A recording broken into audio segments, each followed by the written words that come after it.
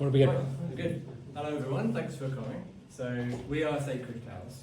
We give talks on ideas that can sometimes be immune from risk. So we've done whether diverse companies really perform better, which we found they didn't. We did the politicisation of the British police, and the speaker there is in the audience for that. Where is he? There it is. We've done is net zero cure worsen the disease, and we've done should Britain really be proud of the NHS. And tonight we have another controversial topic, which Joseph will introduce our speaker tonight. Good. Thank you very much, Will. Good evening, ladies and gentlemen. Thank you very much all for coming. This year, 2026, marks 20 years since British forces were first deployed in Helmand Province, Afghanistan.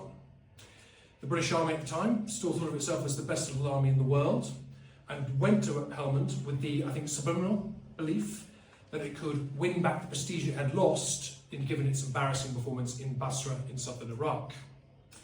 We went in the hope of then Defence Secretary John Reid to go and get out without firing a single shot. Instead, in places like Sangin, Musakala, Lashkar, Kajaki, British forces fought some of the fiercest battles since the Second World War. 453 lives were lost, over 2,000 were seriously injured. Well over 2,000, yep. And we did not achieve our objectives. I'm not sure about you, but I certainly remember that period. The whole country seemed to be committed to this. We had daily news stories almost every night. We had predictions of success, one last push, hooray, hurrah, all that. But then again, we had to be bailed out by the Americans in 2011. And then finally, when we left in 2016, the whole thing was a bit of a political embarrassment. So why do these things happen? I think our answer could lie, or one answer does lie, in the brilliant work of our guest speaker tonight. Dr Frank Ledwidge is a former criminal barrister, a former naval intelligence officer who served in Bosnia, Iraq and Afghanistan. And in 2011, he wrote this fantastic book, Losing Small Wars, British Military Failure in Iraq and Afghanistan. And what is unique about this book is it doesn't usually blame the usual politicians or point fingers at the generals. It examines the army and the foreign policy apparatus of the British state and does a deep institutional critique. From very poor or amateur strategic planning, from bad tactical decisions, from much of the corruption in terms of MOD procurement, to the almost arrogant incompetence of so many senior generals and senior civil servants. He's also written Investment in Blood, about what needs to be done to look after the wounded of the Afghan adventure. Now, the British state is again committed. We've been committed for the past 4 years in Ukraine. Again, we've been told the 153rd round of sanctions will crush Putin's war machine. That has not happened. And it looks like now, with both America and Europe far apart on this Ukraine matter, we're staring down the gun barrel of another great British foreign policy disaster. I'll let Frank explain. Ladies and gentlemen, Dr. Frank Ledwidge, please.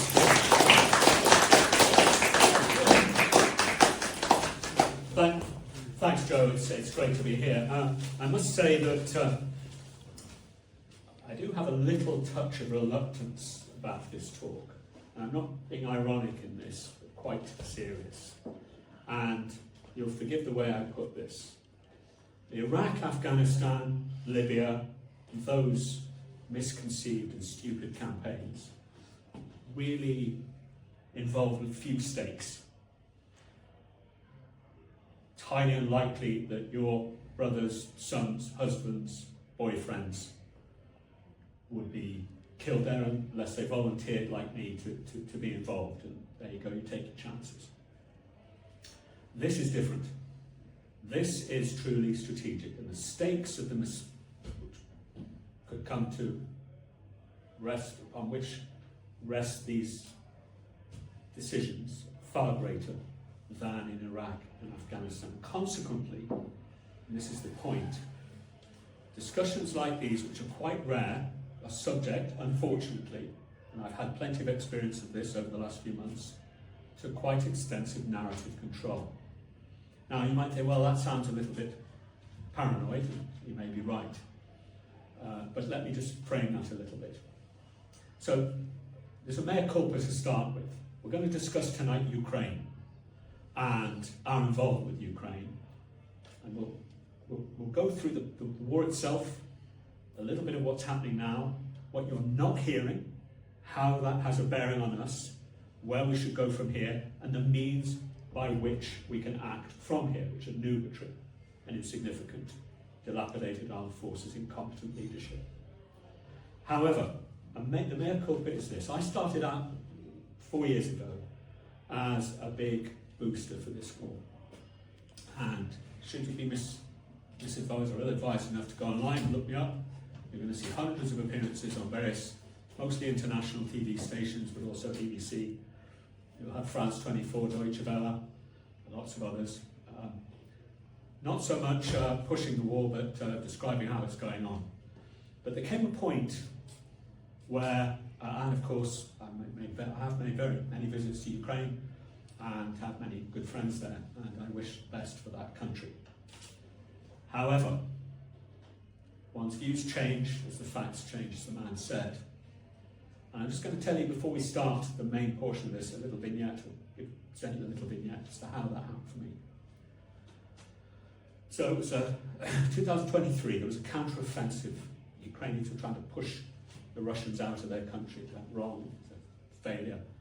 I think it's probably true to say that it's a matter of history. The military aspect of that was advised by British officers. There's very much else in this war, but I'm not going to touch on that too much. And I was in Kiev just before this happened, and with a little group, I'd been invited to give a talk about NATO to quite a senior Ukrainian audience. And after this thing, there was quite a large seminar. There were generals, politicians, and all the other usual suspects. And I brought with me a couple of friends who were veterans of both of them, one of Iraq, actually, one of Afghanistan, good close friends. Both of them were quite seriously injured. And we had a nice dinner in one of the beautiful hotels in Kiev. Kiev is considerably safer than here. It's far more pleasant than London. It was an astonishing number of healthy, young, good-looking men, and an even higher number of healthy, good-looking females. There are large numbers of young people there, including men. It's quite surprising. That is not the case outside Kiev.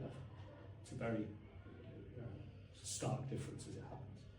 All right, so at this dinner, there were a couple of British generals and one of my friends who takes a particular view of war and its consequences. He has had life-changing injuries as a result of Iraq. So I had a nice dinner. We were all very talking about Ukraine. A lot of people have spent a long time there. There was a general. It turned out that this particular British general had been in command of the unit, or indeed of the entire division, when my friend had been injured and some of his friends killed in a particular attack. And the discussion came around to casualties and to the nature of the war. The general had given a speech, and the speech, can I have the little clip? The speech involved comparing Ukraine with the Spartans. They were holding the line for Western civilization against Asiatic hordes or some such nonsense. And that they were showing all the courage of Leonidas and his crew in the pass and pockets. And this sort of rhetorical, such similar rhetorical flourishes. And after all this had finished, we'd all had a few glasses of wine. My friend Alex, who by the way now is a nationally regarded expert on Wittgenstein, having just completed his doctorate on the subject, he's also a fluent Arabic and Farsi speaker, serious and impressive individual, and that's the least of his achievements. He accosted, let's say, the general, and he said, and I quote, let me just forgive me, I'm going to have to consult some notes here because I'm being rather careful with what I say here. What kind of shit is this? I remember him saying. Spartans, this isn't fucking Thermopylae, this is Passion Day. We've been told the previous day informally, not so much off the record, but these drop-out pieces of information happen to you when you're there with people who know things. I'm talking here about governmental officials that killed in action at that point, which was 3 years ago now, was 70,000. 70,000 Ukrainians have been killed in action, and a commensurate number seriously injured, several of whom we've met. So you can see why my friend took the view that we weren't really talking here about a romantic and glamorous struggle against evil, but rather more a grinding, attritional, brutal, bloody battle. And as Field Marshal Rommel put it, in an attritional war, you are concerned, and you put it pretty straight, with the destruction of men. You know, more of manoeuvre is the destruction of material that counts and is right. So what's our role in all this? So as we go on, I'd like to use a particular framework. I'll come back to this later. And the framework is one I'm comfortable with. And that is of a prosecution. Days gone by, I conducted dozens and dozens of prosecutions and hundreds of defences as a criminal barrister in my hometown of Liverpool. And so if you don't mind, I'm just going to give you the outlines, but before I do so, I'm going to talk about it. Make sure that you understand, I'm not here criticising Ukraine or their cause specifically. This is Bucha, and we can't understate the brutality and the cruelty and ill discipline, particularly in the early days of the Russian army. I was in Bucha just a couple of months after, so the last in a long list of places. I spent a lot of time looking at the detritus of war crimes, various criminals. Ukraine is one of the more brutal examples of that. War crimes, by the way, and we should not forget this, happen or are committed by all sides, including in this case the Ukrainians. So the indictment is this: that the defendants, being public persons charged with the defence and foreign policy of the realm, did recklessly and vaingloriously commit the United Kingdom to an open-ended involvement in the war in Ukraine without strategy, calculation, or any adequate supervision, contrary to all basic strategic principles, the laws of common sense, and of course the peace of the realm. So that's the indictment, that's the case I'm putting to you this evening over the next half hour or so. And as a prosecutor, of course, you have to be fair. There's no point in simply just giving the one side and not giving due prominence to the other side. That's a key element of the ethics of the prosecutor, and I'll be doing that too. Because there are aggravating features, and Joe's already outlined some of those. We've got four for all of those, all of the elements of that indictment, through the mess that we've got ourselves into in the wars in Iraq and Afghanistan between 2001 and indeed 2 or 3 years ago. And we've got ourselves into a pattern. And the pattern is of overcommitment, overconfidence, a reliance on rhetoric and narrative over ground truth. Now, as I say, in places like that, and that's one day we all got trapped in the mud. It was in Iraq, actually. By the way, you see the truck there is a snatch truck, which we all got, and we were told would help us, would protect us from shrapnel and IDs, and of course they didn't do that at all. Ancient vehicles, some of them still exist in the British Army, we'll get onto that later. But all of this negligent strategic fantasy is being repeated, and repeated with stakes far higher than we saw there. It's being repeated in the context of a war that is, I think it's fair to say, unmatched in horror, except over the last 50 or 60 years, except possibly in the Iran-Iraq war. And the nature of the casualties is very similar. We'll get to casualties later. I want to make a real point about that. And the horrors of remote warfare, you see one avatar of that from 1915 with gas and machine guns. And on the right, young men, some women, but mostly men, with parts of a drone unit who are lionised for their prolific killing in much the same way as machine gun crews. By the way, they're big targets from both sides. If you get captured as a drone operator, just on the side, you get the same treatment as machine gun crews or snipers did in the trenches, which is to say peremptory killing much of the time. And so Ukraine's been fighting a war very similar to that of the First World War. And both in the nature and in the scale. And this is where we come to issues of basic strategic clarity. Clausewitz, I'll come back to him later, the famous German theorist of war. He's our theorist as a Western. Our military culture is based around Clausewitz. Clausewitz said that you would be a fool to start a war, and I'm paraphrasing here, but paraphrasing very closely, without understanding the nature of the war that you're getting into. And in Afghanistan, or in Iraq, Libya for that matter, I also spent some time, you are involved in, yes, you're involved in insurgency, yes, you're involved in a grinding war, but you also must understand you're involved in a civil war. And if you intervene in a civil war, you have at least to understand the environment into which you plunge extremely deeply. I would contest that that's the case here as well.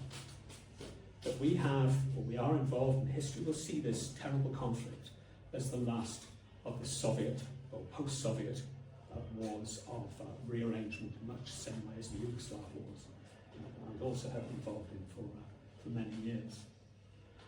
Which partly explains the horrendous nature of this conflict. But of course, we do tend to look at history, don't we?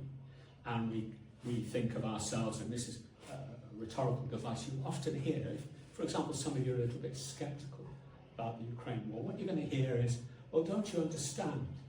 Putin is as Hitler. He won. I've had this myself. It's extremely mildly, and it's also illiterate. Putin won't stop.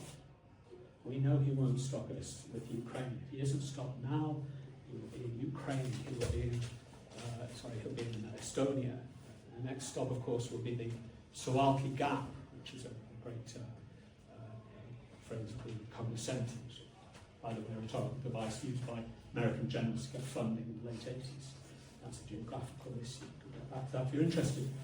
Or Warsaw. And therefore, it must be stopped now. And we are the people to do it. And what we're going to do is we're going to use the Ukrainians on our behalf. And it's that proxy element which is not going unnoticed now in Ukrainian politics. The proxy element of using bodies of young Ukrainian men, 98% of Ukrainian casualties are men, combat casualties, to serve your purposes. And you hear that nakedly stated often by Western politicians, including occasional British ones, often American ones, and very regularly Europeans. So you get former, very prominent, and I'll say no more about them than that, Ukrainian politicians making the comment that perhaps the time has come for the West to stop seeing us as their shield and to start seeing a way forward that might involve fewer of our people being killed on what you believe is your behalf. And this kind of illiteracy we see here, and there's a quotation from our own current avatar of Churchill, to the effect that we're fighting for the same values as we did, the we there carrying a lot of water with respect to Ukraine, as we did in the Second World War. And again, that's a trope you will regularly hear. What you don't hear compared with very regularly, of course, is comparison with the First World War, which I would suggest, certainly in terms of the nature of the combat, if not the character of the war itself, is a more accurate and instructive comparison. So we've been fighting the eternal World War II, and it's also worth remembering, those historians amongst you may wish to answer this question: when was the last time that Russia was defeated in an attrition war? There are a few examples to be appealed to which we can appeal now. But we'll get back to that. So the eternal Second World War, the eternal autumn of 1939, is still with us, and of course it serves a very important purpose politically to divert us away from other key issues at the time that might well otherwise occupy our minds concerning specifically national security. But that's out with the topic of this discussion. Any comments or questions so far? That's it. When I give addresses to military audiences, they like that. Okay, so going to get too deeply into the various plans and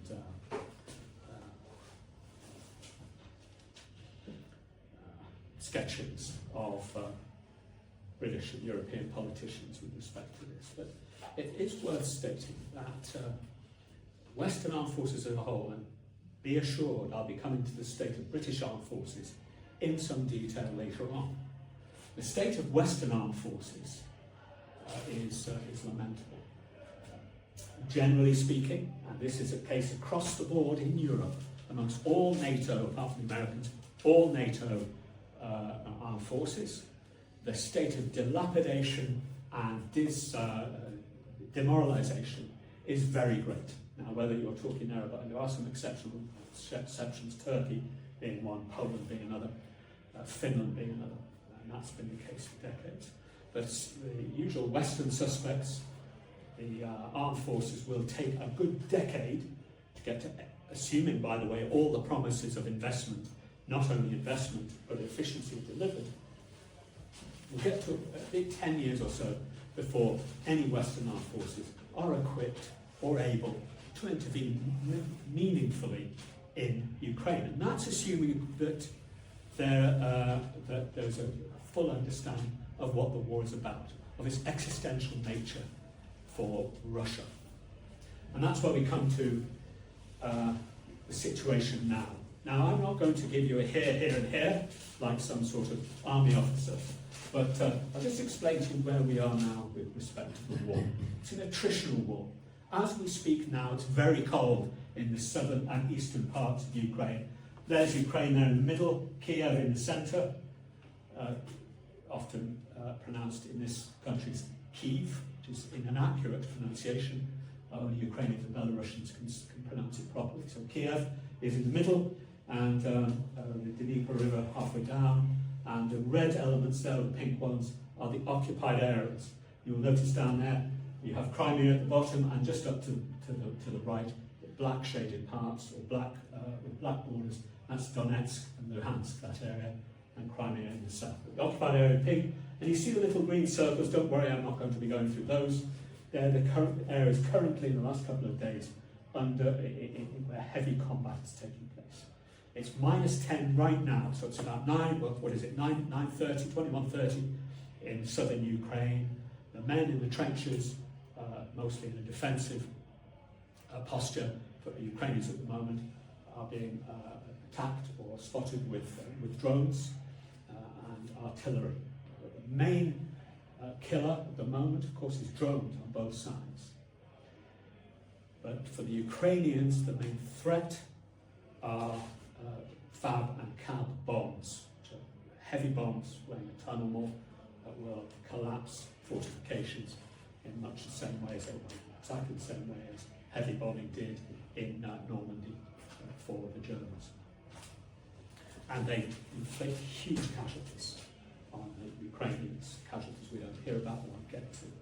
On the other hand, as soon as Russian reconnaissance groups take positions, they are subject themselves to counterattack, very same way as our forebears in the trenches did.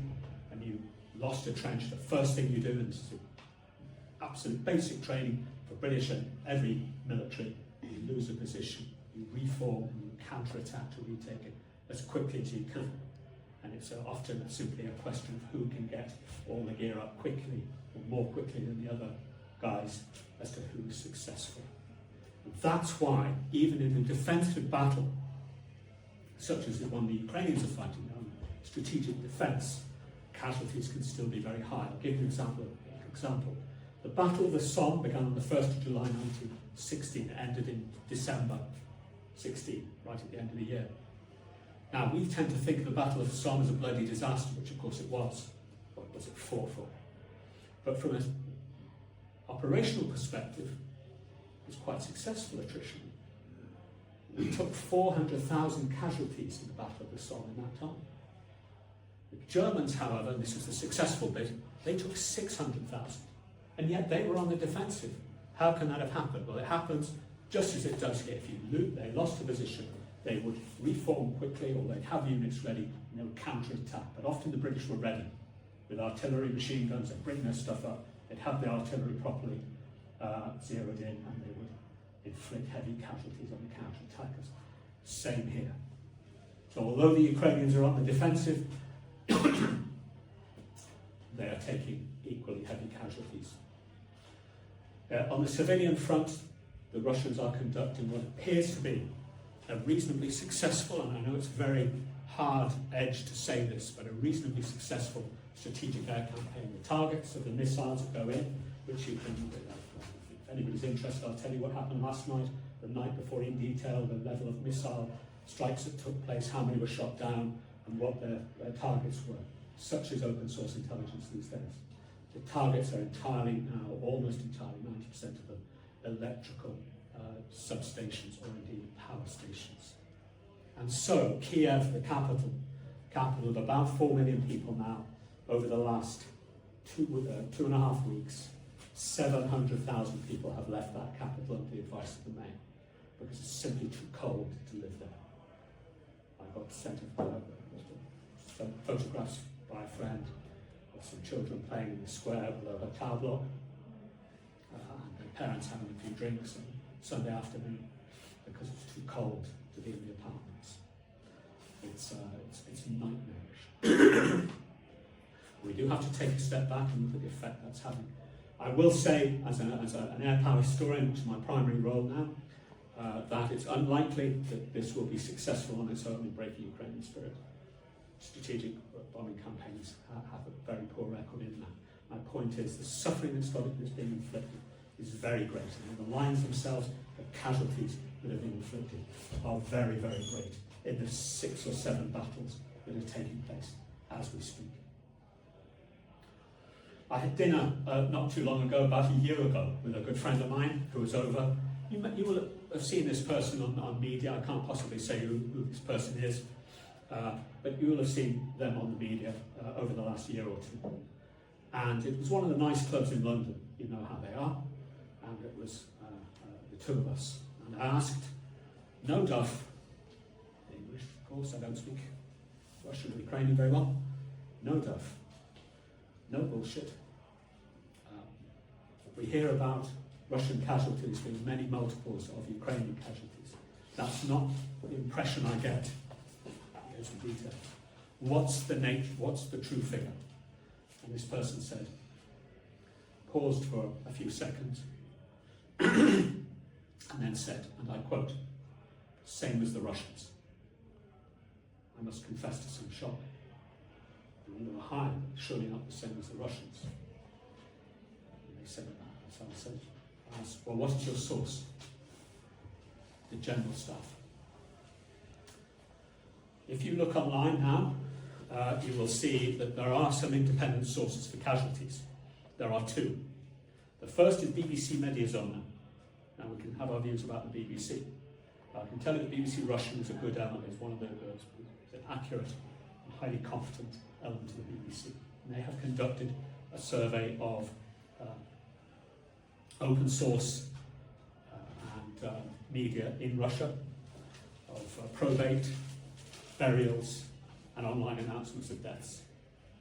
And they've come to the conclusion the Russians have sustained, in the region now, slightly more now, of 250,000 dead. You multiply that by 3 or 4 to create your casualty figure, which is around 1 million, probably a bit more. The Ukrainians will tell you every day they lose 1,000 people or more. Those figures are made up as far as I can see, but the global figure is not too inaccurate. It's somewhere between 1 and 1.5 million casualties. It's likely that number of dead. I know this is a terrible subject, but it is relevant to our topic tonight. So somewhere between 250,000 and 400,000 dead throughout their campaign. So that's the Russian side. And you can readily find estimates of Russian casualties. The Ministry of Defence, British Ministry of Defence, will report them every day.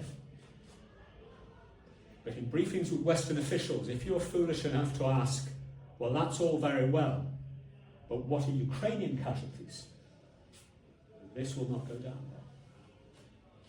So do we have any figures on that?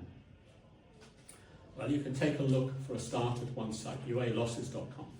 It's been going since 2014, because the war in Ukraine has been going that long. And as of yesterday, when I looked it up, in fact this afternoon, it was killed or missing 177,412. With the caveat, the organisation concerned, the respected NGO, that this is a significant underestimation. Furthermore, that figure has not gone up since November because the government had their eyes on them and they do not wish them to advance that. Each person is named and given full details are available. So we are looking in the open source at casualty figures of the same magnitude, maybe not the same. Now the significance of that is Ukraine has a population now in the region of 30 million. 5 million have gone refugees, another couple of million to the west, another couple of million to the Russians. And of course Donetsk and Luhansk have gone, so has Crimea. Russia has a population of 140 million people. Furthermore, it has no problem recruiting. It recruits 30 to 35,000 a month because they pay. Ukraine has a severe problem. This is why Western officials, even recently, have been saying, and they're very reluctant to say this, there is a problem with Ukrainian losses and their ability to sustain conflict, but they'll never tell you what those losses are. But what we are starting to see, and you saw this in Iraq and Afghanistan as well, and this is a moral question. It's an example of what one young officer said to me a couple of years ago, the moral deterioration you see over time. And it's very difficult to notice that in yourself. But when you start talking about figures like that, as if they were just numbers, then you can see what I mean. We started that in Afghanistan, and the army would say, well, you killed 400 people in Sangin in some battle. The paratroopers won a battle against the Taliban in Gamso, Marines in Gamso, and taking 180 killed with one wounded British soldier. We're not going to talk about those now, but you see what I mean. So when you get to this body count, and body counts have a very, very lamentable history, you have to ask two questions. First, accuracy, and secondly, where are we going with this? So this was last week. Some of you may have seen it. It's current Minister of Defence of Ukraine. He said the second objective, the first objective, I think, was to sustain Western support, is to kill 50,000 Russians a month, and you can see we're almost doing that through the videos that we put out. And it is, some of you may have noticed this, to my mind, utterly shocking, genuinely shocking, to see even on LinkedIn or let alone on other channels, people posting lists or snuff videos of Russian soldiers being killed by drones in large numbers, as if it was some kind of measure of success. And one observation I'd make, even in the really worst days of the First World War, I defy you to find any newspaper that would say, you know what our objective should be next month? We're going to kill 100,000 Germans. You wouldn't be seeing that. Why? Because the first question of the people at home would be, well, how many of ours are we going to kill? So we have, again, our wartime leaders and military officers with hatching their plans. And of course, the major plan here is the Coalition of the Willing, which I notice has been reduced now just to just two as of today or yesterday. Germans seem to have backed out of this, leaving only us and the French. By the way, the French armed forces are very similar to ours. And you may have noticed that the French Chief of General Staff, or Chief of their equivalent Chief of Defence Staff, warned President Macron that they could deploy one brigade, which is about 5,000 to 7,000 people, and not the large force that Macron was claiming, which was about 6 or 7 months ago. And by the way, you have to give credit for him doing that. If our people are doing it, it's done very quietly. But you'll also have noticed much discussion on the part of our politicians of entirely illusory 20-point plans, 24-point plans, involving the recovery of all of Ukraine's land. None of that land is coming back, for a start. Secondly, the idea of deploying, top left, British peacekeeping forces in some sort of reassurance mission, or having air cover or naval forces to the extent we have any, we'll get to that, is for the birds. Because the number one objective of the Russians, apart from the recovery of what they perceive to be their land, or the invasion and theft from the Ukrainian perspective is that there be no NATO presence in Ukraine. They simply, it will not be accepted, and there will never be a negotiation involving that. That's why I say to military audiences, you will never be deployed in Ukraine in uniform.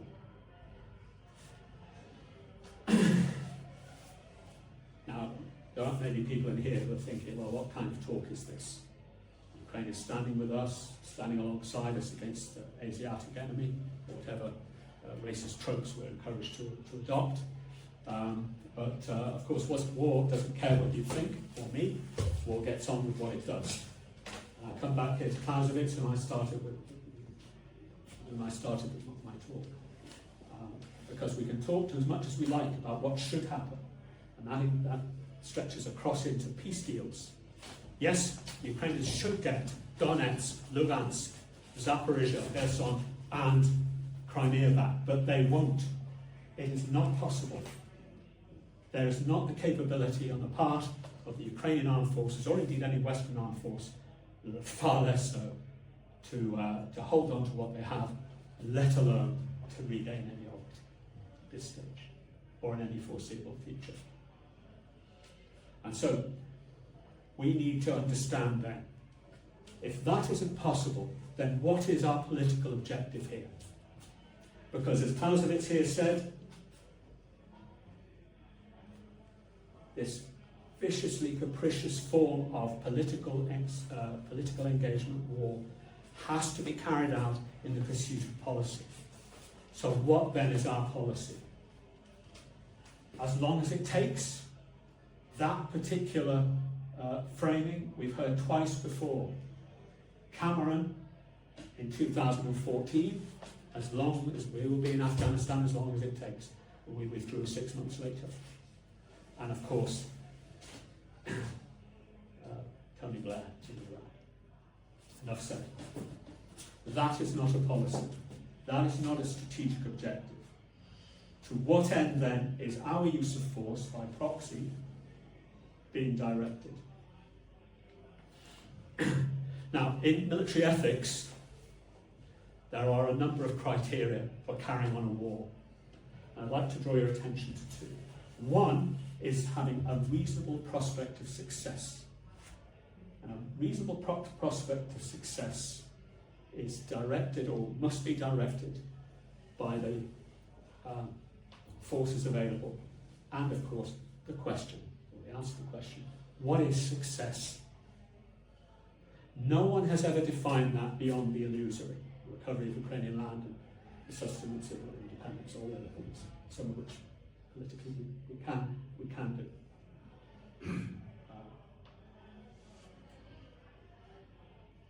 That is a very basic question to ask. What are we trying to achieve? The nature of the war, and what are we trying to achieve?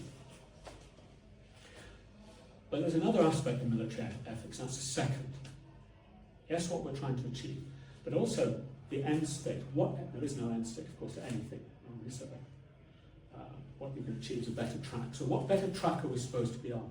What track are we trying to get on to? How do we see the aftermath shaping up? Now that's not something that can be framed in the number of months or weeks or even years. It has to be iterative and continuing.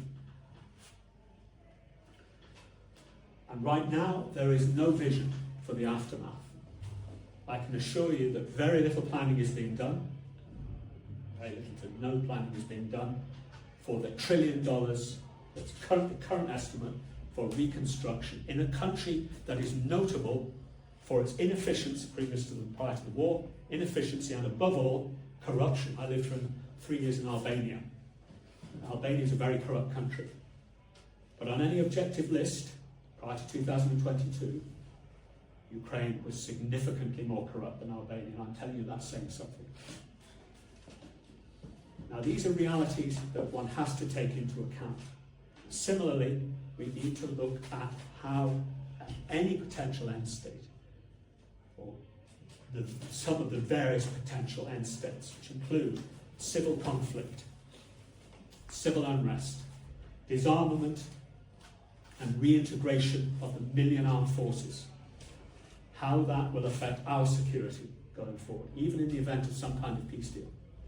Are we looking at that? Is Europe really realistic about this? Because I would argue that a realistic approach would flow back into how we're dealing with the war now. And the imperative, therefore, should be getting that peace deal as early as possible. Not dictating or proposing completely unrealisable and frankly stupid conditions upon the American and Russian negotiators and the Ukrainian negotiators. You see? We must look to, well, what is it we're trying to achieve? Are we trying to achieve European security? Is that well served by an unstable peace? Well, in that case, we should be looking at a stable peace, and that will come much far more likely sooner than later. And there are plenty of examples in relatively recent European history of wars ending and civil wars starting immediately. And finally, last and not least, back home, our own capabilities,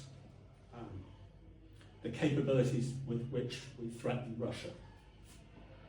So let me give you a little bit of some basic, I wouldn't say statistics, but some basic, let's say, facts about the British Armed Forces.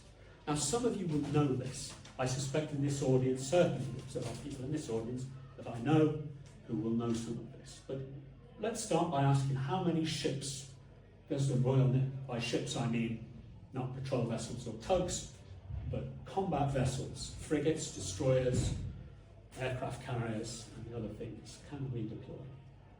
Royal Navy, the world's most successful and oldest armed force. And the answer is now around 5 or 6. We have 13 or 12 really. They decommissioned one very recently by surprise, but usually you can rely on about half, just less than half, to be available for deployment. The Danes, who have 3,000 people, can deploy or have 9 frigates and destroyers, probably right now can deploy 4 or 5, so slightly less than ourselves. So that's the Navy. We have got one submarine now, which you probably saw if you read the newspapers. It's just gone out on patrol. It's going to Australia, where it will help to train the Australian Navy in nuclear matters. No other submarines are available to look after our nuclear deterrent, which you see up there top right, currently the Trident, which should have been out of service a decade ago. We have had, and it is the bedrock, in the words of our own defence doctrine, of our defence. Now, we've had 19 tests. The UK has had 19 tests. Come on in. We've had 19 tests of Trident missiles. The last 2 took place, I think, in 2016, I think, somebody will check, and certainly 2021. The one in 2016 had to be destroyed on its range because it went off target, which is definitely not ideal, and the other one crashed straight into the sea, which is even less ideal. So that, our previous, one of our very recent chiefs of the defence staff, a rather good book he's written on defence policy, Jones and David Richards, alongside Professor French, worth reading, I can't remember the title now, stated it's highly unlikely to impossible that we will ever have another test of the Trident system from those submarines, because a third failure would be fatal from a presentation perspective. That's the situation right now. By the way, the patrol that just came in, you're supposed to go out for 90 days on these patrols, 3 months. Actually, even people that know men who've been on these patrols, there's some women now. The last patrol came in after 209 days. Why? Because the next submarine wasn't ready for deployment. Why? Again, because they're 20 years out of date. The replacements will come in the early 30s, and we'll see what happens there. That's the bedrock of our security, according to the Strategic Defence Review. Okay, which was produced last June. It's a series of aspirations, which are largely unfunded by, this time, external reviewers. We'll see how that goes. But there we've got, of course, there we have, since we're talking about the Navy, we'll get onto those services in a minute. with their two magnificent aircraft carriers. One of them is in deep refit, it's in deep, I think they're calling it repair at the moment, so it's not available for deployment. Sometime this year it will come back. And the other one, which is Prince of Wales, just come back from a pointless trip out to the Far East, described by the American Secretary, or rather, another way, this much touted mission called Operation High Mast of the Royal Navy's Prince of Wales Carrier Group, which drew half of the deployable Royal Navy over to the Far East. When it got there, President Trump's Assistant Secretary of State said, and I quote, "What the hell are they doing there? Why aren't they where they belong back in the North East Atlantic, given that they're always complaining," I'm paraphrasing here, that they haven't got enough there to secure their sea lanes and their maritime interests, which is true. It's a good question. So that's one. One is in repair from that, the other one's in refit. But even if we got them going, the Operation High Mast only worked. It could only deploy an air group of 18 aircraft. Of course, they lost a couple because they weren't properly maintained. So I rephrase, they broke down. There were accidents, or the bad weather was bad. Anyway, they lost a couple of them on the way. At least one of them didn't go off the front, like in the last mission, into the sea. Thankfully, nobody was hurt. So we can put out a carrier group. Maybe we'll be able to put out a carrier group towards the end of the year with between 10 and 20 aircraft. That capability has cost us, depending on how you calculate it, between 14 and 50 billion pounds. We can factor in the air group. So that's the Navy. Air Force. Air Force is probably the best off of all three. You may be interested in knowing how many aircraft right now stand in our defence, and the answer is 4. There are 2 on QRA, Quick Reaction Alert in Lossiemount, and another 2 at Coningsby. There are probably another 12 to 15 available, so that the ultimate upshot of it is that we have in this country no effective integrated air and missile defence system. Should the Russians park submarines off our coast, or decide to eliminate the runways at Marham, Bryce Norton, Coningsby, Lossiemouth, and the other 2 bases that comprise our entire Air Force, effective Air Force, they will be able to do so without interference from British missile systems. At the moment, to introduce an effective air defence for our country would cost prohibitive amounts of money. And finally, the Army. The Army's in the worst situation of all. I won't speak here about dilapidated buildings and revolting living conditions for soldiers, sailors, airmen and marines, the lack of hot water, the mould and all the other things, the appalling deals struck by the MOD for their accommodation, and the unfunded commitments made to amend that. So I won't be speaking about that with respect to the Army, but that's all present. We can deploy 1 brigade of 5,000 people to any reassurance force and possibly replace it, cycle it through. We cannot defend that brigade from air assault, and the Royal Artillery can supply a total, the British Army, of 18 guns at the moment. Now, whether it can fill those guns with ammunition is a different matter, since none of the 5 factories that we have committed to supplying for ammunition supply, as far as I know, have yet received any planning permission, nor has any planning permission been applied for. If any of you want chapter and verse on this, feel free to look at the various reports from the House of Commons Defence Committee. So there we are. And there is, as Air Marshal, rather excellent Air Marshal Ed Stringer, in a recent report, Policy Exchange, some of you may have read, wrote a considerable say-do gap between what we proclaim we can do and what the armed forces can actually deliver. Which, of course, those realities significantly restrict any of the choices or any of the options, put another way, available to us with respect to any kind of contingency with respect to Ukraine, or subsequent to it. And if you think the Russians are unaware of that, then I have a bridge to sell you.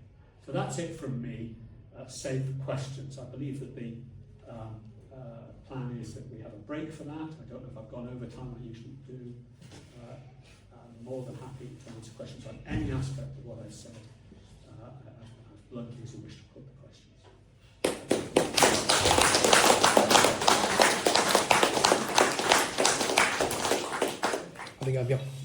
Raise your hands. I think, Frank, you pick and choose one at a time. Okay, just treat it as a chat, but yeah. Thank you. My question, thank you first of all for the talk, fantastic. My question is more strategic. Why are we where we are in the current conflict? And In the Ukraine thing? Or in the Ukraine thing. Yeah. And I ask that from a point of having lived in Russia and having lived in Right. Ukraine as well. I was actually living in Russia when the conflict started. My question, if we come back to 2021, between the meeting between Putin and Biden, I think it was in Switzerland, maybe in May or June, and then later on the conflict began. You know, my question to you is, why are we where we are? What's your view? Well, my view, and everybody has one of those, is that I think that there was a fundamental misunderstanding, and continues to be, as to what the Russians were trying to achieve at first. The force levels that they applied were not consistent with taking over the country, consistent with the achievement of the objectives they set, which were, in their terms, really important to qualify this, you know, denazification, demilitarization, neutrality, whatever can or silly way that is of expressing certain realities, which was essentially regime change and ensuring that NATO didn't have a role in the future of Ukraine. Now, as for why that got to where it was, I would refer you, and I don't need to refer you to this, I imagine, to the work of people like Jonathan Haslam at Cambridge, who's been studying and following this for decades, Professor of International Relations at Cambridge, who would argue, I think, that overall this is the result of overreach by NATO. I'm not going to it's very gross simplification of his views. It's the sort of thing that John Mearsheimer would say as well, but I just put John aside. I don't know I'm well enough to say John, but Professor Mearsheimer aside. But Professor Haslam, I think, would say that we have been pushing and there came a point when that was in Ukraine, it was just too far. So that happened. It was a mishandled and incompetent military operation, as you know, the intention of which was to topple the government, not to take it over. Had they succeeded in their objectives, they would not have been able to hold the country, and I think they weren't even there. Even the Russian high command weren't stupid enough to think that they could. They certainly don't want to get involved in counterinsurgency supported by the CIA and ourselves and the others. But I think the key point here, why we are here today, as opposed to there being some form of deal, very like the one that is going to happen at some point, that everybody knows the shape of, frankly, which is some part of Donbass, some part of Kherson, some part of Zaporizhia, and all of Crimea. Get you're more likely de facto, like Cyprus or North Korea, in the possession of Russia, and a deal done involving some form of neutrality. And that could have been had in March 22. Two things happened. One was Bucha, and I think that played more of a role than most people realise. I think realists would say that Bucha was the massacre in a town just as is the equivalent of something like Sunningdale and Windsor for Kiev. It's a lovely town, Bucha. 450 people murdered there by the Russian army. A lot of anger, by the way, in Bucha about why they were left in that position, but it's the Russians that did it for sure. So that was a key element that toppled any opportunity for a deal as far as I can see. Second, of course, was the intervention of our great Prime Minister, Boris Johnson, in Istanbul, which allegedly nixed the deal. Now, it's a lot more complicated than that, but had that, it was the counterfactuals, that been allowed to go ahead, could have been a war, would have been stopped there, and the Ukrainians would be seen as victors. It had come out on top, they could have come up with some deal, which looked very good for them, having defeated the Russian army and all the other things. It didn't happen that way. And we are where we are. And there's second, thirdly, so first of all, is the pre-war politics of which highly contentious. It depends on your perspective, as you know very well. There's a Russian war, Russian-facing perspective, which is that NATO overreached. I think it's entirely reasonable. They were promised in 1991 that NATO would not extend itself beyond Germany. It did.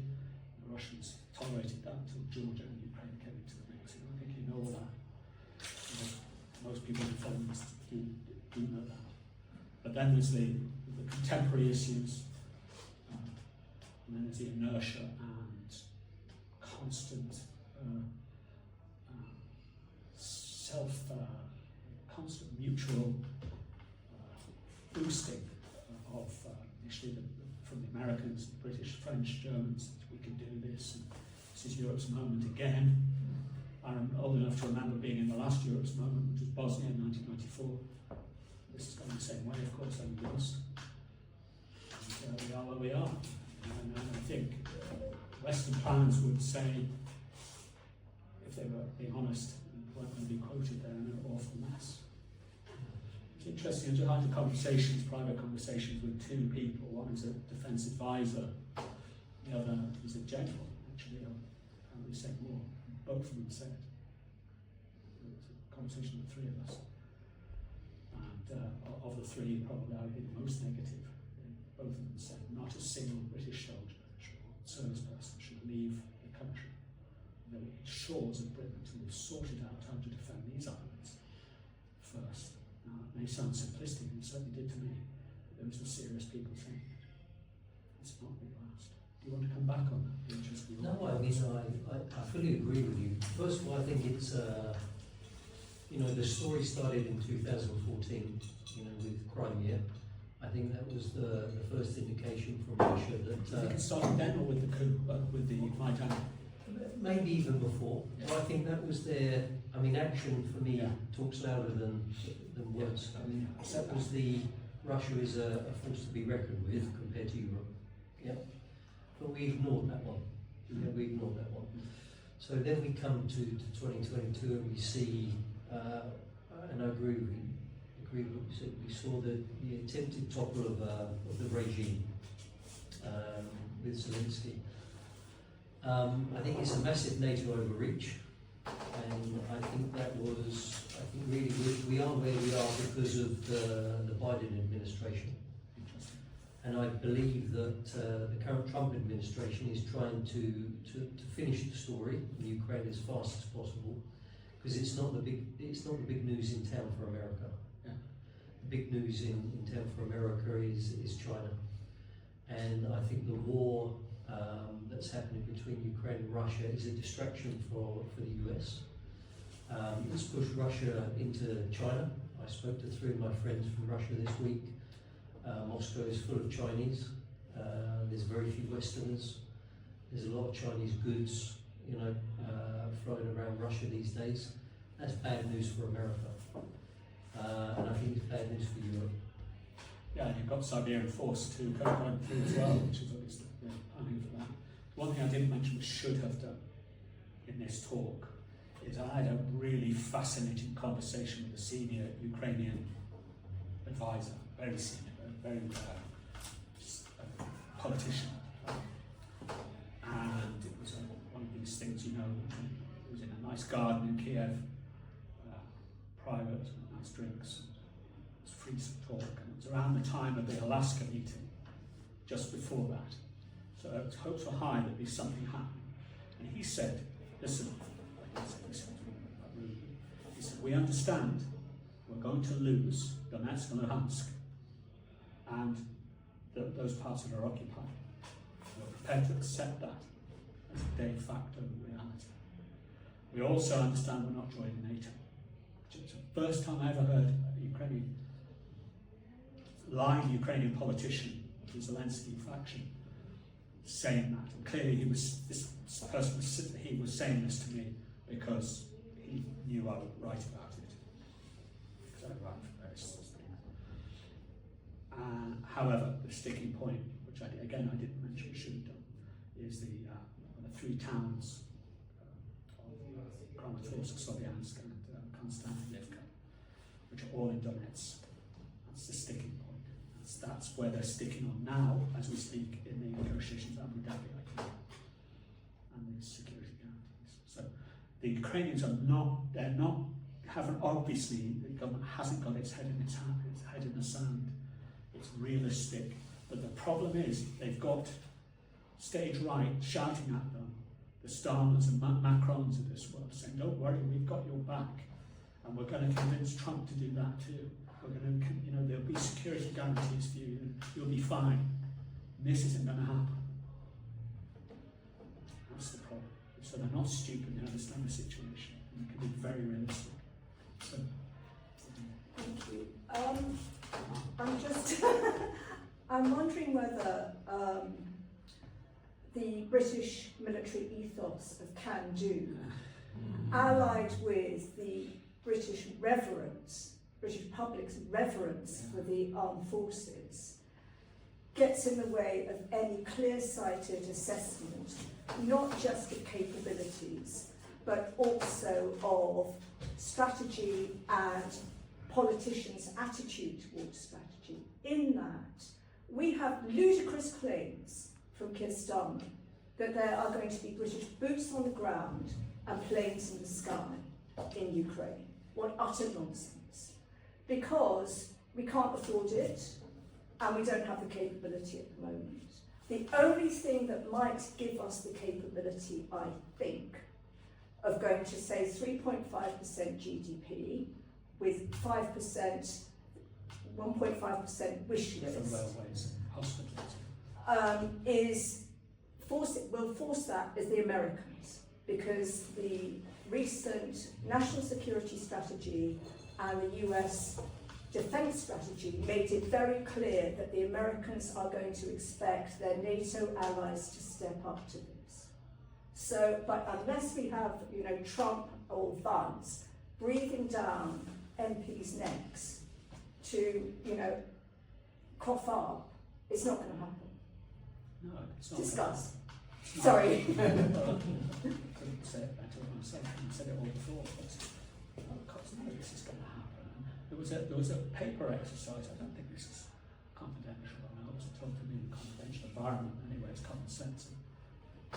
When they were talking about the first iteration of a reassurance force, some people, including me, made a calculation as to how many actually Europe could deploy to Ukraine. And I think the consensus from realists who actually know what France, Britain, Germany can do was about 20,000. And somebody told me, no, 18. But somebody done a paper exercise. So it doesn't, anyway, that's the scale that we're talking about.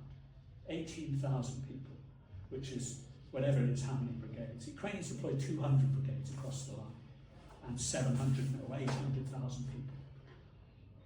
They don't need to spill that out for this audience. And yes, and just finally on your question, because it's been more said, as well as Rebecca Sarah's an expert on the British Army, to put it mildly.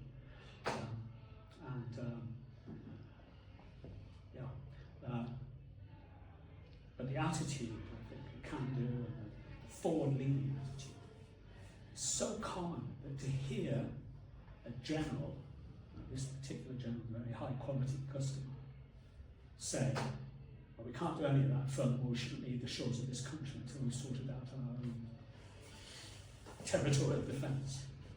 That's so rare amongst them. And let's not ignore the other factor, which is groupthink, which is connected with what we say. So there are 471 general officers in the British Armed Forces. So there's one Commodore, Brigadier, General, Admiral, whatever, for every 290 service personnel in this country. And they're all looking for promotion. They're all looking for jobs. They're looking for a better job in whatever command. You don't get those jobs by being a naysayer. For all the talk of red teaming and critical faculty, that's another element. So you have a level of command which is a huge bubble. And you step out of line there, and you're in trouble. And I said at the outset, I'll just close with this because there are other people who want to ask questions. I did mention narrative control. So the narrative control is applied to people like me. I'm trying to avoid being paranoid about this, but give you an example.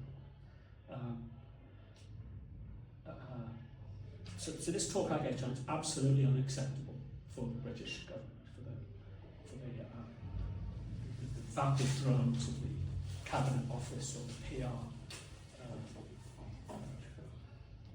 PR placeholders that serve them. Absolutely unacceptable. And the leverage that they apply is access to information or access to people. And they cut that off, or they offer it. I've been cut off several times, cancelled them twice. I'm currently in a period of cancellation from the British MOD. It's very obvious. This did not apply even for Iraq and Afghanistan. We discussed it with Joe. In the book I wrote about Afghanistan and Iraq, I had no pushback from the country, a lot of support from the military. Not so much the case for other authors. But for this really is something they're going to take very serious steps to control. So casualties. You will not know. They will never tell you. They'll never even give an estimate.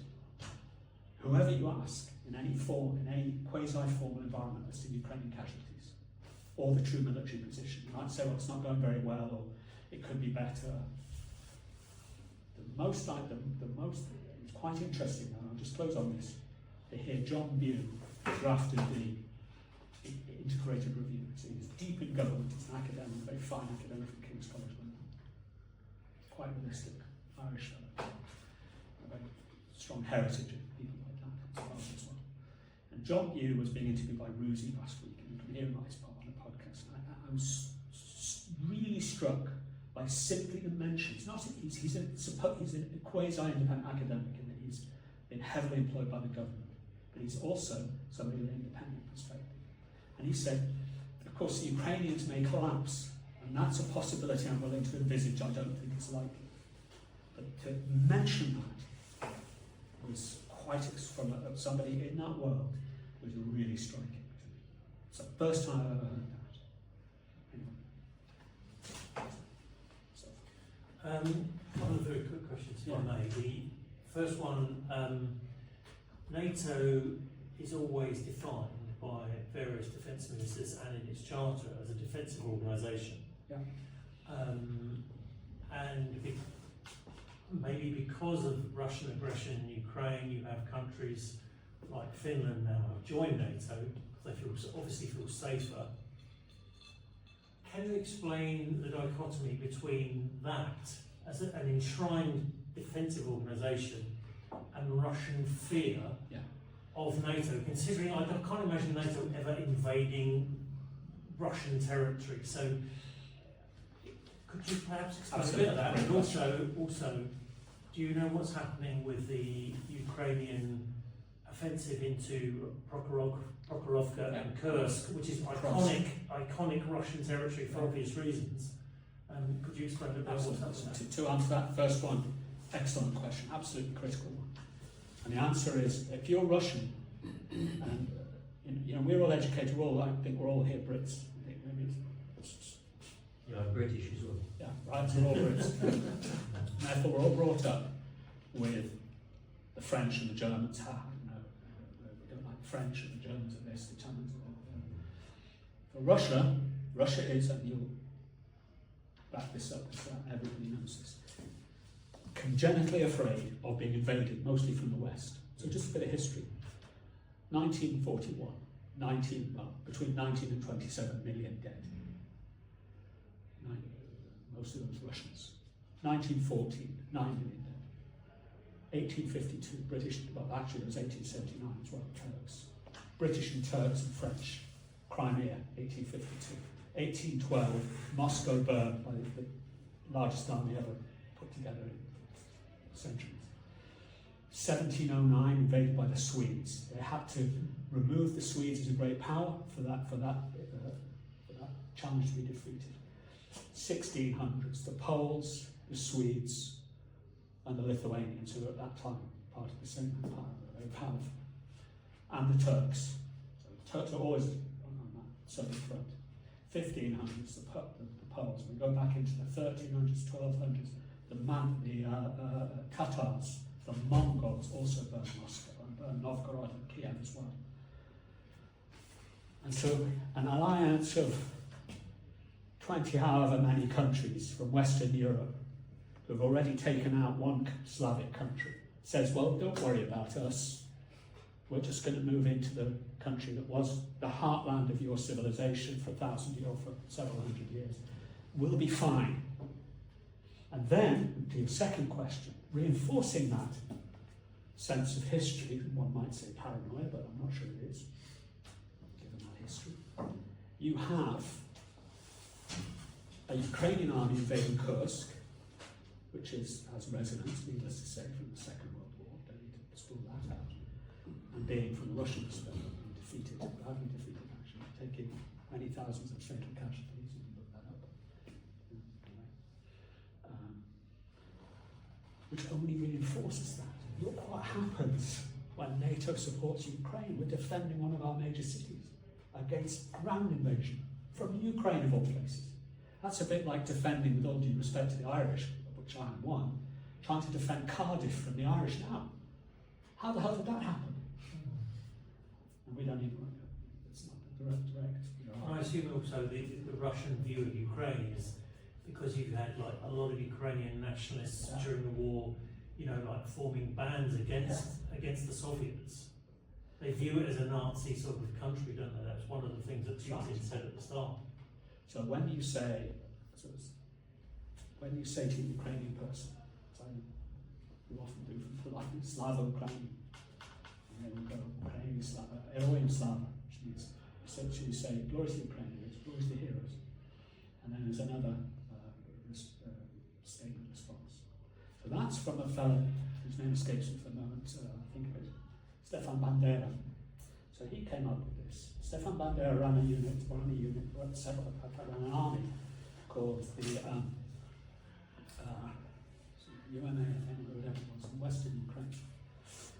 The Poles remember this because that army killed 100,000 Poles. And if any of you want to watch a film which was recommended to me by Ukraine about that period of genocide, not against Jews, they were already mostly dead at that time. Terrible trouble. Against Germans, against the Poles.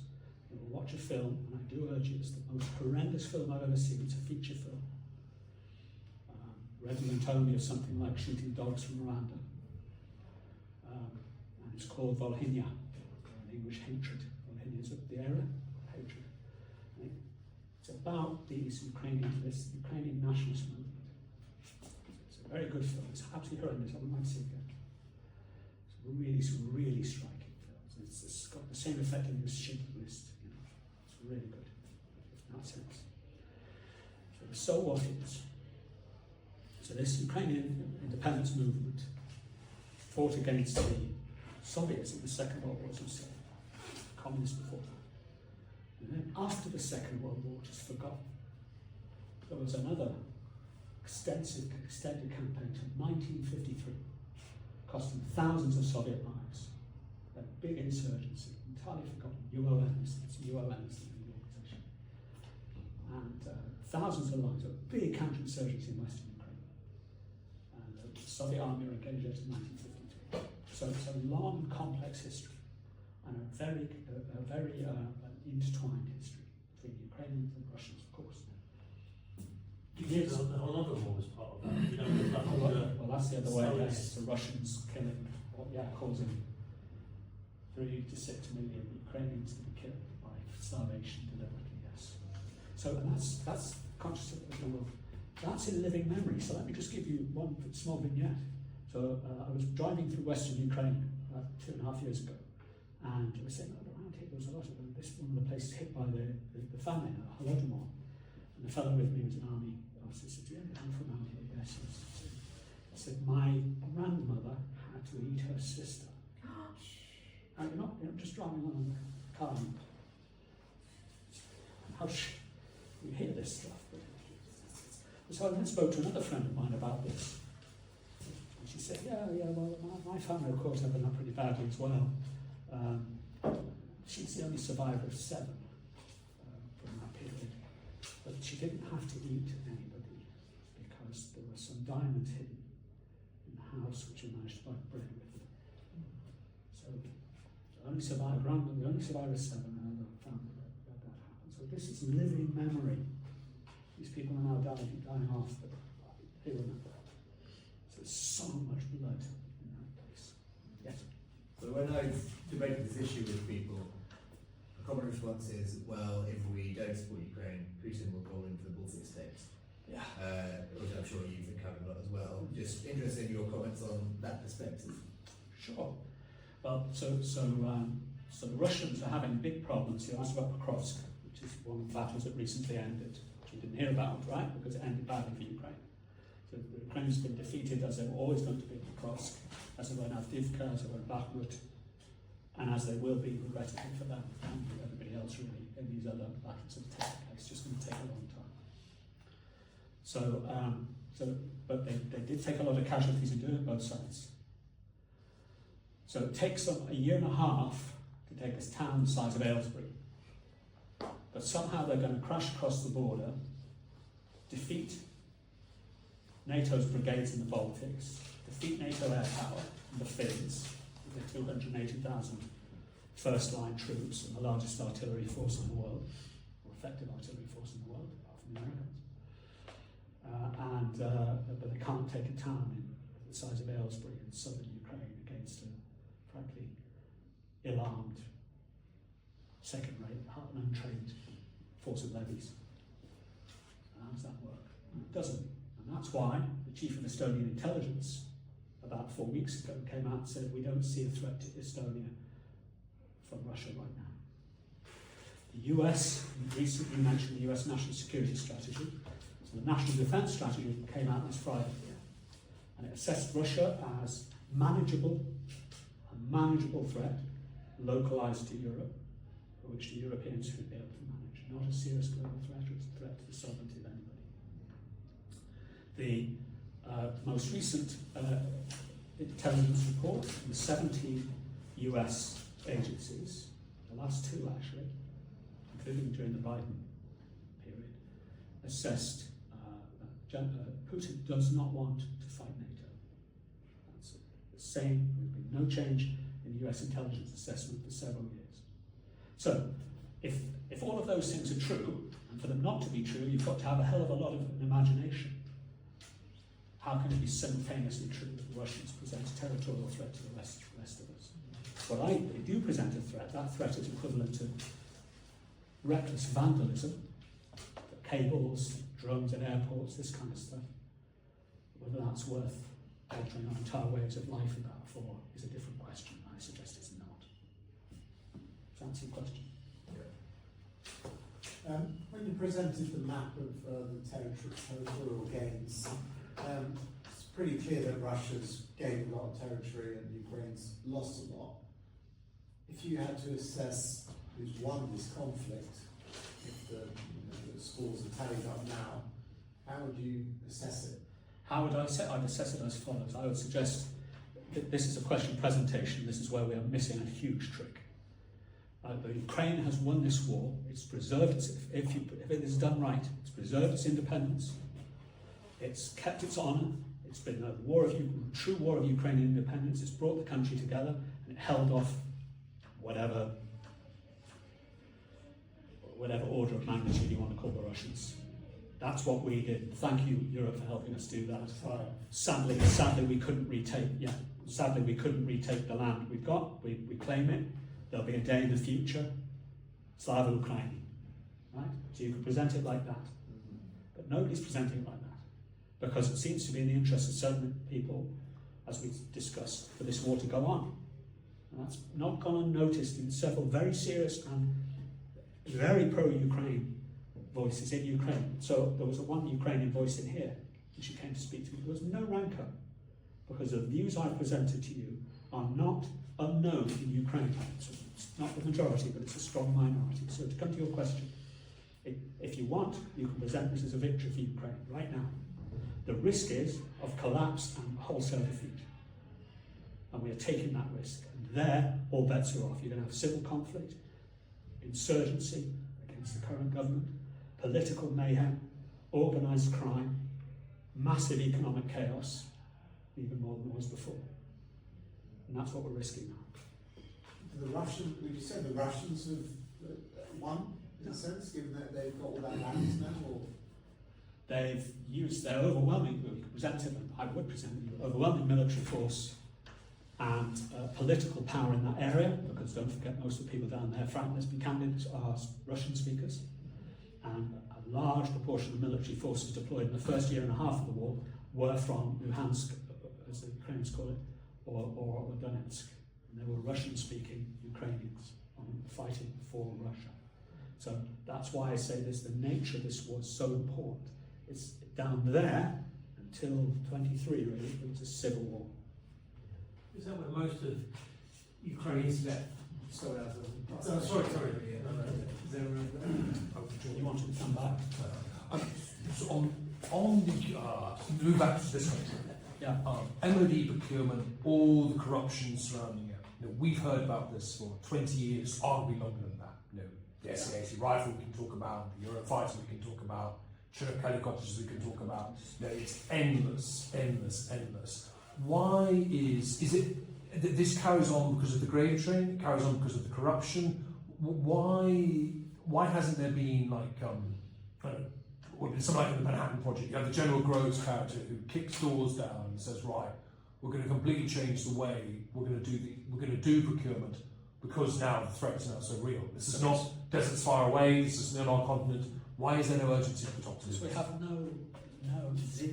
no culture of accountability in our armed forces. The first thing that happened, the Israelis, say what you like about the Israelis, we may have all views about them, but they're extremely efficient militarily. And they really punch above their weight, to put it mildly, as everyone knows. But they dropped a bollock in Lebanon in 2006. They took the war to Hezbollah. They set some objectives. They did not achieve those objectives. And they took 200 or so fatal casualties. Came back, and everybody thought of it as a defeat. Whether it was or not, we can say not in debate. First thing that happened was, what we're going to do, guys, we're going to make sure how this screw up happened.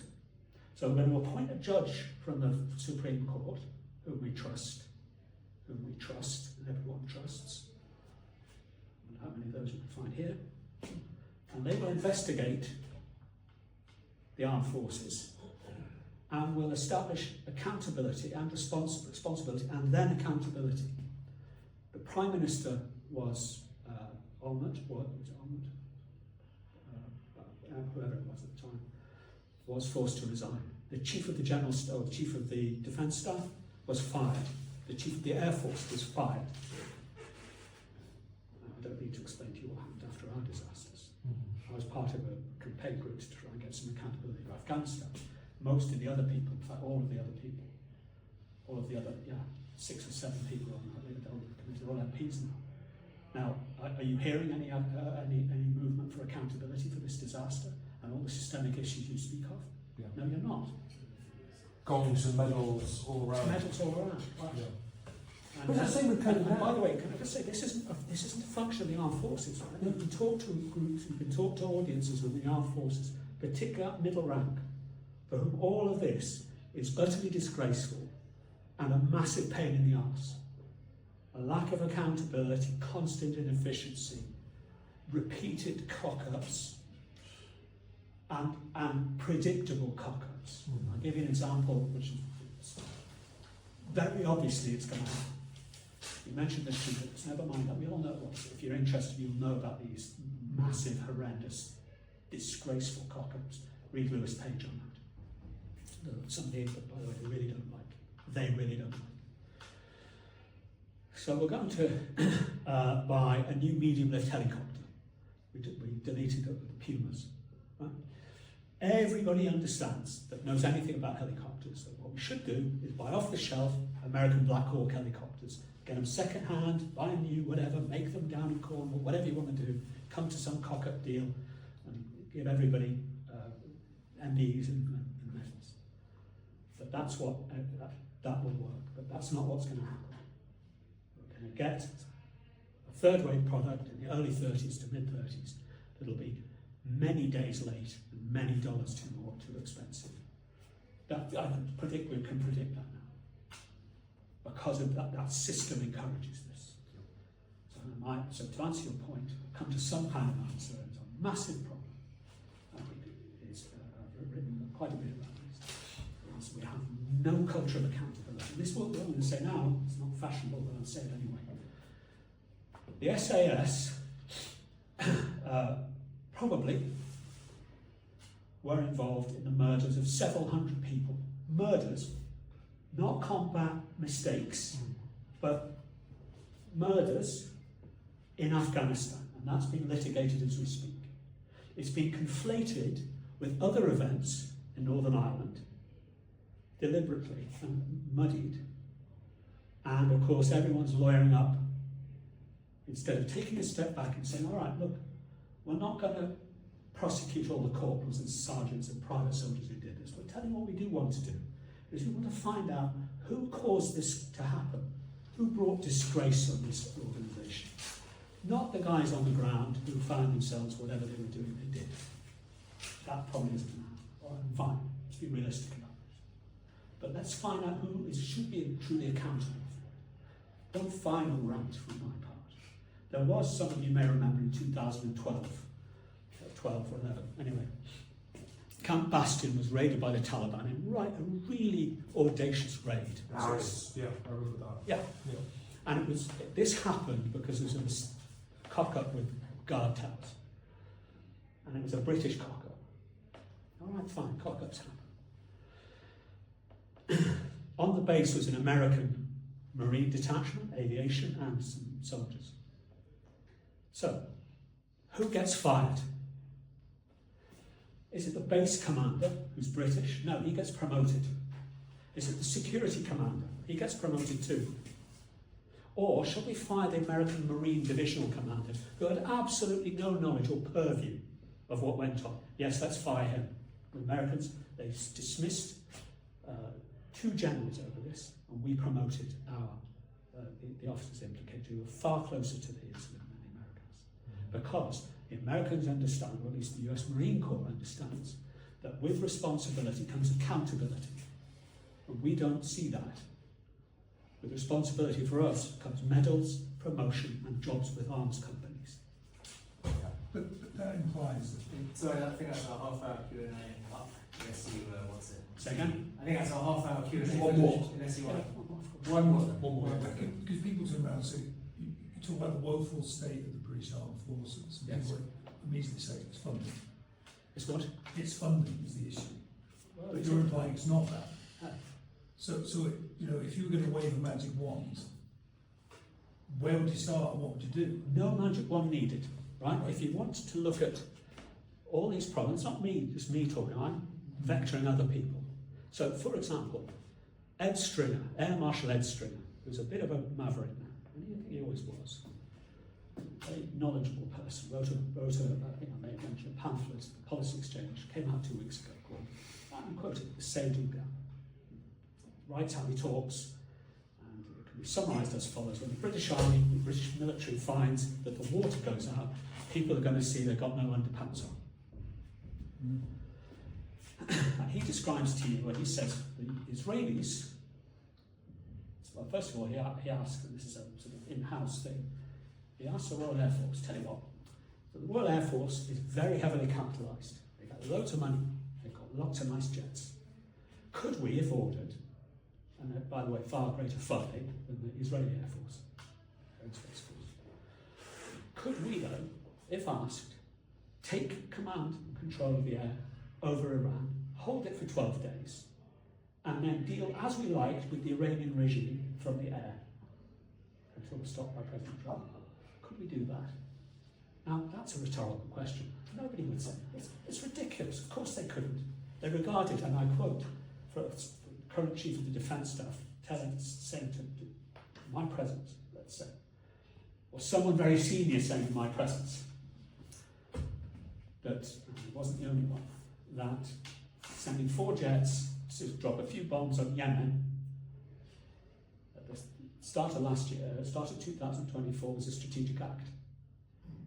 And Yemen had been bombed by similar jets from Saudi Arabia for 9 years before that, with no strategic effect. But anyway, right now to come to your point. So Ed Stringer makes the Air Marshal Stringer makes the point, or rather asks the question: why is it that the Israeli Air Force, with a capitalisation of X, can do what the Royal Air Force, with a capitalisation of 2x, can't do? Now, that is not because of money. There must be other reasons involved in that. Right? The Israeli, same by the way, we could talk about this, the Finns or the US Marine Corps, which is more powerful than the British Army and Navy put together, significantly lower budget. I could go on. I'll be ranting. The point is, more ranting. The point is that it's not a question, I think, of funding. It's a question of how you apportion that funding. So procurement, we have between 10 and 25,000 people involved in procurement. The Israelis have one unit of about 400 people procure all their stuff. And they do it on a what do we need, who can supply basis, and what the minimal cost. That's the way broadly they look at things. And I think that's, if we're serious about defence, as opposed to spreading as much money and honours around as we can, then that's how we should be dealing with things. Yeah. Thank you. Thank you, Frank. Thank you, Frank.